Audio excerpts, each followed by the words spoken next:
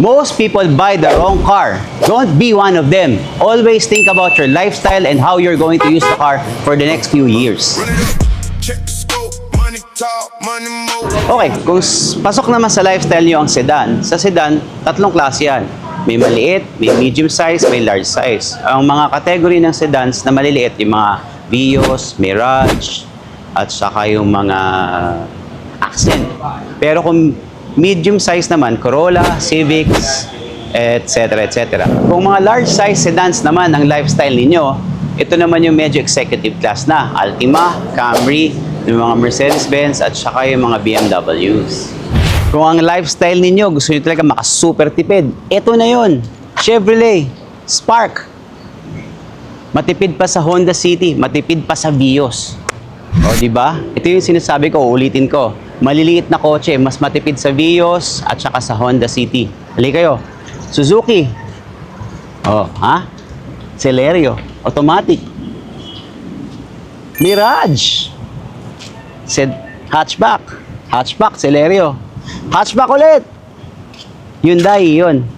Yan, pasok sa tipid economical na kotse. Kung SUV naman ang pasok sa lifestyle ninyo, ito naman yung mga mid-size na SUV, katulad ng Subaru Forester, Subaru na, or mga tipong RAV4, CR-Vs, and Tucsons, etc. etc. etc. Ito na naman, kung pasok na naman sa lifestyle ninyo, 7-seater SUV. Montero, Montero, Montero, Expedition, MUX, Montero Sport, etc. etc. Ang dami! So, ang dami niyan. So, pili lang kayo. SUV, Montero. Talking about lifestyle, di ba? Kung ang lifestyle nyo naman gusto nyo very active, gusto nyo sporty, big size SUV. Ito, Explorer, Expedition, Lincoln, Navigator, etc. etc. etc. Oh, lifestyle mo, work and pleasure. Marami kami niyan. May mga pickup kami. Chevrolet Colorado. Di ba? Meron kami dito. Ford Ranger, wild truck. Naka-lift na.